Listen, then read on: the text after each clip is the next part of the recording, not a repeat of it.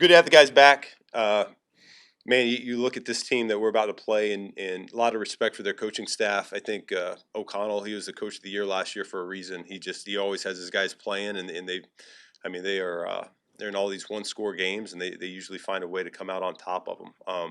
Got a lot of respect for Flores. He's done it at a high level now since he entered the division. Gives you all kinds of problems. You got to be on your mess for all 60, 70 plays on offense to have a chance, and it's as mentally fatiguing as it is physically fatiguing for our guys. So quite a challenge. They do a number of things really well. We're 0-2 in the division. They're 2-0 in the division right now, and we're going up to their place, which is a very hostile environment. It'll be loud, and we got to be able to handle those elements. So really excited about the opportunity here for our team this week. I'll open it up. And as you're getting glimpses of the season opener in your prep, what do you notice as the most marked difference between the offense you took into the season opener and the one that you're seeing now? Well, we found out a lot about ourselves over the course of the season so far. We're a different team than we were week one, and so is Minnesota. This will be a completely different matchup as far as I'm concerned. I have the trust level is grown for a number of players in our coaching staff. I think we really can hang our hat on a number of guys now at this point and feel really good about what we're going to get on game day. And so, and then you look at offense, we're running the ball a little bit crisper and cleaner. I think the backs have a better feel for what we're asking them to do. The O-line has started to gel. I think Caleb's got a better understanding of what we're getting done. And then on defense, it's really the same thing. I think the longer you're in the scheme, the more comfortable you are in terms of what the coaches are asking to do. I think we've up front done a better job of trying to play physical and shed blocks, and that's got to show up here for the second half of the season. Mental fatigue you referenced going against this defense. What creates the most strain mentally? Well, I'm sure Flo would tell you that it's not that much defense for them, but when you're on an offensive perspective, it just seems like a lot of variety of fronts and coverages and personnel groups, and so he does a good job mixing everything up, and each week's a little bit different. He has a different flavor. He played us a certain way week one that was a little bit different than what maybe you would have seen the last couple years, and then you look at the last few weeks, he changes it up, and so a lot of it's based on who he has at his disposal as well. Week one they didn't have Harrison Smith, and so guys are in, they're out. Van Ginkel's in and out. Renard, we'll see where he's at here this week, and so he does as good of a job as anybody making sure he puts his guys in a good spot and keep the opposing play caller guessing. He has an MO that he's going to blitz a lot, and I know that's what you're referring to. Like Caleb didn't face the blitz nearly as much as he did last year against Flores' defense. How challenging is that too? If you're trying to anticipate something, it doesn't happen, and then having to adjust to it. Yeah, no, I think it takes me back to my early days in Miami when you'd go against New England. You just didn't know what they were going to be each week. Some weeks they would come out and throw it 50 times. Other weeks they would come out and run it 50 times. And same thing with their defense. You just didn't know what front they were going to major in and what they were keying in on. And I think a lot of those elements, how he was brought up, probably carries over to his philosophy now. And it shows up. It shows up for him. And so, yeah, it does create issues as you're trying to game plan, because you want to make sure you're sound. You want to make sure that you got guys accounted for. And yet, if you do too much, you run the risk of guys thinking too much and they start playing slow, and the defense feasts on you that way too. So that's the challenge, and that's the balance we're trying to strike here this week. Caleb's been sacked 4 times in 4 weeks. How much of that is him being Houdini? How much of that is your O-line? And how much of that is scheme for you guys trying to put him in the best position possible? Well, yeah, I think having a healthy running game certainly helps the pressure number, because when a defense has respect for stopping your run game, then it certainly slows them down in their transition to pass rushers. So that could be part of it. But yeah, I think I've got a lot of confidence in our O-line right now and what they're doing. We've got some really clean pockets throughout. Tight ends are a big part of our protection scheme. So are our backs, and even our receivers get involved occasionally with our drop back pass game as well. So I think it always starts there, but there's no mistaking what Caleb can do. he feels it, and the way he evades I think it's second to none. Ben, with Caleb, when you look at the way he's playing with the game on the line, is it a case where do you think he's focusing more in those high pressure situations? Is it possible that he's actually thinking more and processing more in those scenarios because he just has to?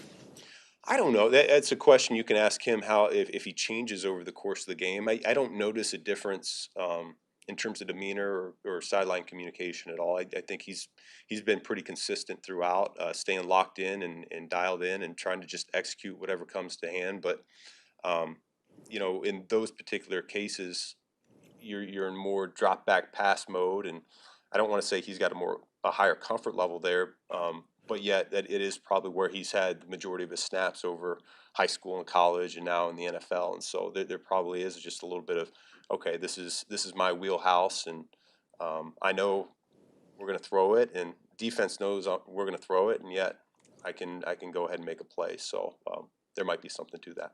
What is how do you define living in the known? Because it's something that a lot of the players are uttering to us when they talk about these games and the opportunities they've had. Yeah, I can't take credit for that because really Antoine Randall is such an integral part of what we're doing. Really, the entire coaching staff is doing a phenomenal job.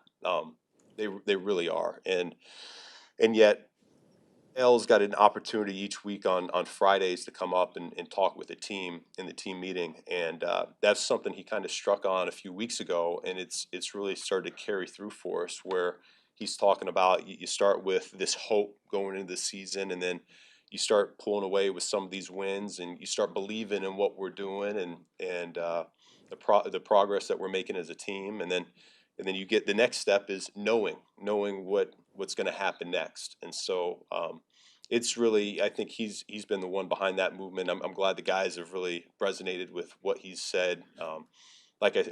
It's kind of the vision of this coaching staff. You bring in all these guys with so many different experiences, from playing at this level to coaching here for a long time, and I think each and every one of them has had a profound impact on our team. Ben, can you give any update on the status of Kyler and Jalen, just in their recoveries and how far away they might be from? Yeah, I think we should be able to get them back at some point, end of the season here, but kind of to be determined on when those clocks will start clicking here. I just saw Jalen in the weight room, so he seems like he's excited about where he is right now, and he's hopeful that he's going to be able to be out on the practice field here in the near future. Kyler, you initially said short. It would seem like it would be a short-term IR. Is it? Correct.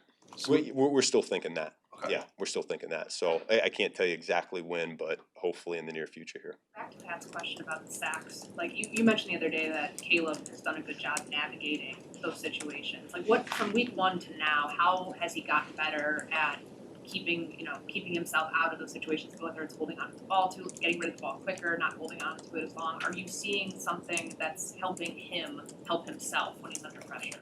Shoot, I don't think so. I don't know. I think he's getting more confidence with the guys up front. The more he's out there, the more he sees it on tape. There's a few chances in there too that we stay in there just a tick longer and we deliver that football even when the house is burning down. And there's a couple last week that we felt that way. There's a couple the week before that way as well. So when we talk about it with him, it's, you don't want to take away that natural instinct that he has, but yet there's a little bit of, man, if we stay in here, I think this unlocks even more of your game, and we'll have some more explosive plays potentially. And so we're working through that, and I think he's right on track with where we had hoped we would see him at midseason right now.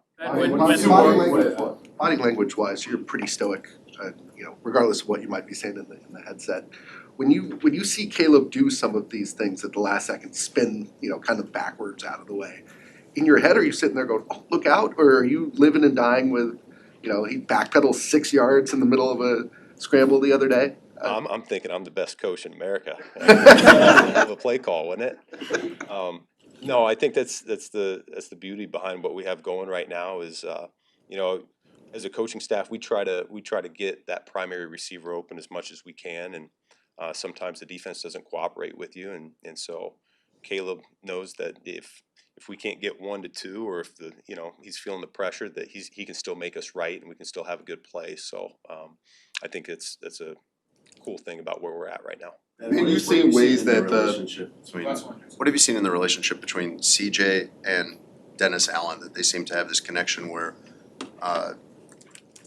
Dennis is able to get through to him and he is able to earn Dennis's trust? Yeah, well, I mean, they've got a history, and so I think like any relationship, it's not just all rainbows and sunshine all the time, but you have to be honest. You got to be direct, and I think all of our players respect that about our coaching staff, and I think DA embodies that. He's gonna tell you when you're doing it right and when you're doing it wrong, and so CJ appreciates that, and so.